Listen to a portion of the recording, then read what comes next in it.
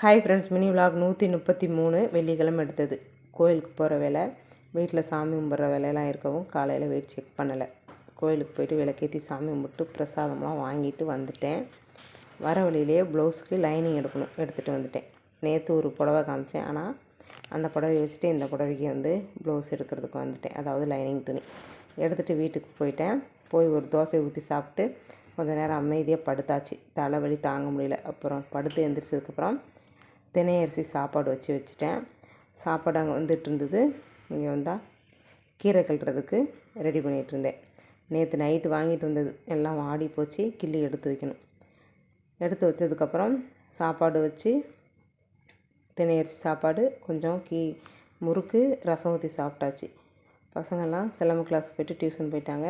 Night dinner பார்த்திங்கன்னா சோள தோசை சட்னி சாப்பிட்டு முடிச்சாச்சு. பாய், தேங்க்ஸ் ஃபார் வாட்சிங். சப்ஸ்கிரைப் பண்ணி சப்போர்ட் பண்ணுங்கள்.